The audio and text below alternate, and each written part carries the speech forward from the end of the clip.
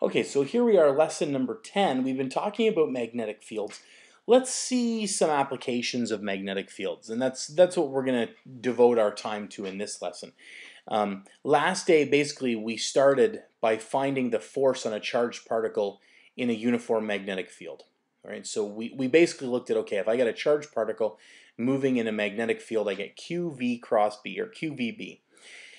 The magnitude of the force is QVB sine theta. The direction is given by the right-hand rule. So let's now take a look at this. We've got a positive particle moving with a constant speed in a uniform magnetic field. So let's draw a little diagram. Here's our uniform magnetic field. We're going to call it B.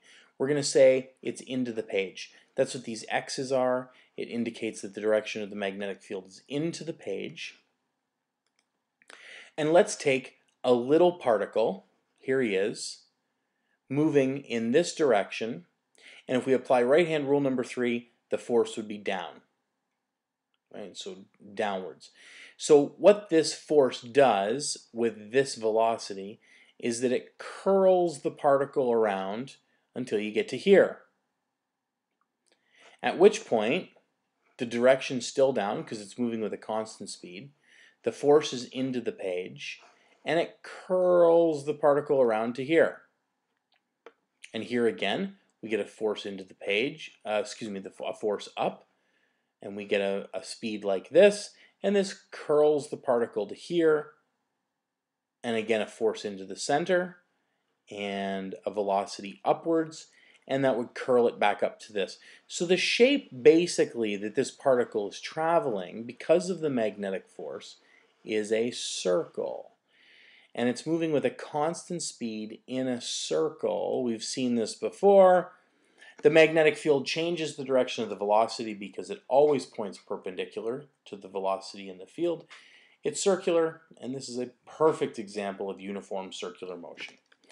So we know that when we have uniform circular motion, the net force, or the total force that's acting on an object, is mv squared over r. And in this case, hey, our net force is nothing other than the magnetic force, Q times V times B. And so what we're going to be able to do here is we're going to be able to analyze this and find this really, really nice little expression for the radius of travel for a particle of mass m moving at a speed v that has a charge of q, and this is the magnitude of the magnetic field that it's moving through. So we can see that if the charge and the velocity of the particle are kept constant, any tiny change in the mass affects the radius of the circular path. So particles of different mass will give rise to different radii of travel. And J.J. Thompson developed a way to keep the velocity constant, and that allowed him to measure the associated radius and ultimately find the value for the mass of an electron. So here's how he did it. He said, okay, well, starting from that previous equation, we got R is equal to m times v over qb. And if we rearrange this, we get q over m equals v over rb.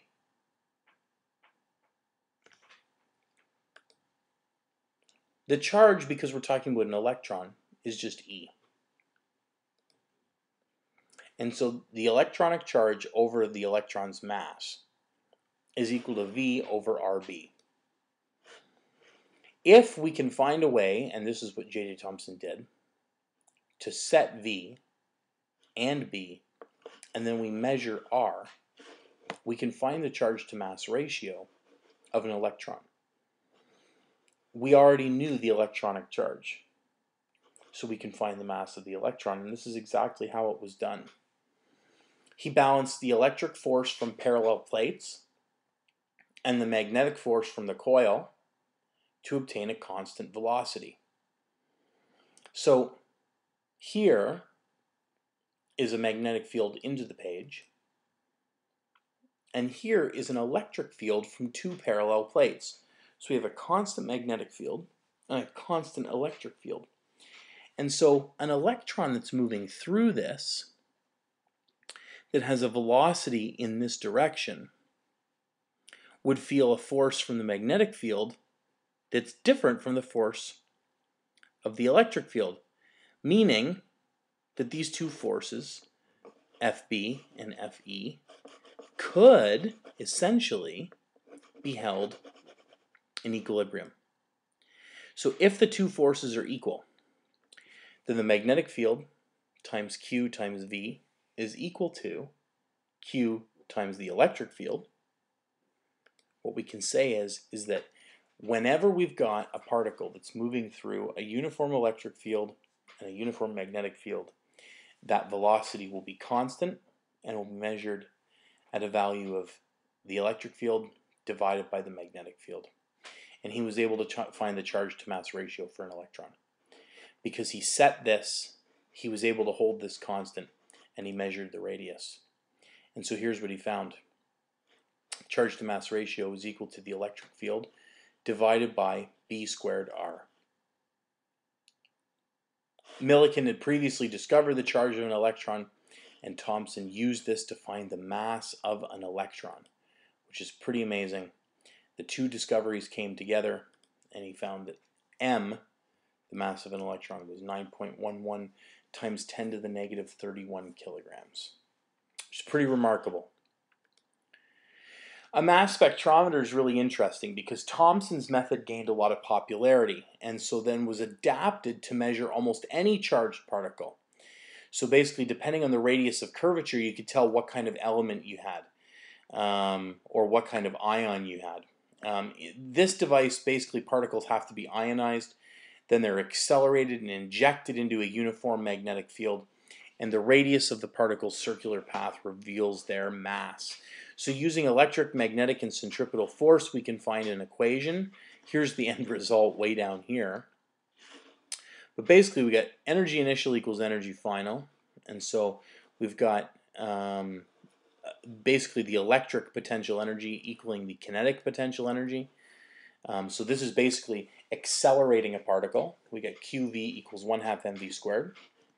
And so here's our first equation, right? That I accelerate using, basically I have electric potential energy. I send a charge with mass Q through a potential difference of V, and I get 1/2 mv squared because I'm going to get a nice velocity. So here's the velocity that I get. I know the magnetic field is equal to mv squared over r. I know what the magnetic force is.